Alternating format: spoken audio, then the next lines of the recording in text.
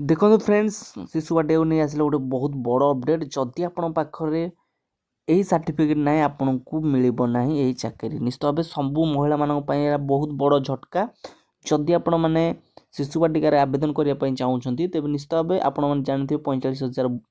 vacancy आसी तो क्यों मैंने आवेदन करेंगे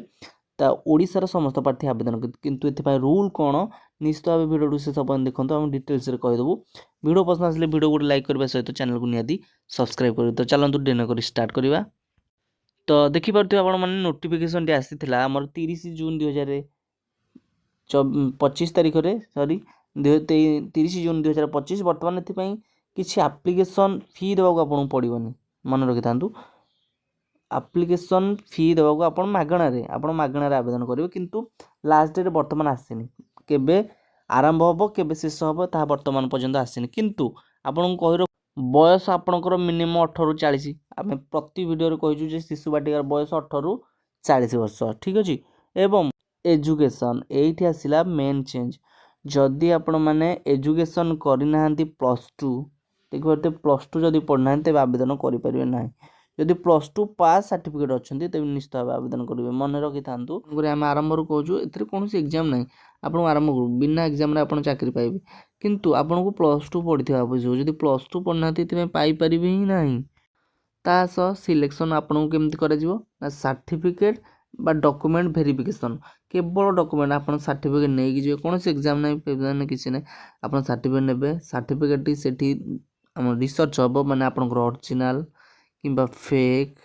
ता सहित आपन किसी फर्जरी करछन्ती कोन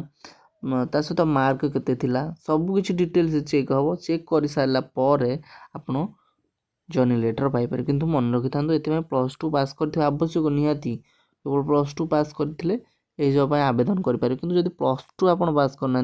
तो ये जॉब आपको मिल ना किंतु लास्ट कहीदे पुणी आहरी अच्छी आपको कौन कौन इंपोर्टाट डॉक्यूमेंट आपको दरकार से डॉक्यूमेंट नथिले भी आप चाकरी नियुक्ति पाइपर ना क्यों डॉक्यूमेंट निश्चित भाव भिडियो से सब देखूँ तो देखिपे आम कहीदे डॉक्यूमेंट मेन कथा है कौन ना प्रथम आपन को 10th माने +2 कर माने आपन तो 10th कर सारी +2 करेंगे ना तो 10th +2 ता सहित डिग्री एवं पीजी जदि डिग्री पीजी भी कर कि जदि +2 कर 10th को +2 ये दुटा सर्टिफिकेट जाकि ओरिजिनल ने ठीक अच्छे ता सहित एम्प्लॉयमेंट एक्सचेंज सर्टिफिकेट निहाती ना पड़ो एम्प्लॉयमेंट एक्सचेंज सर्टिफिकेट मुझे जोटा कथा कहूली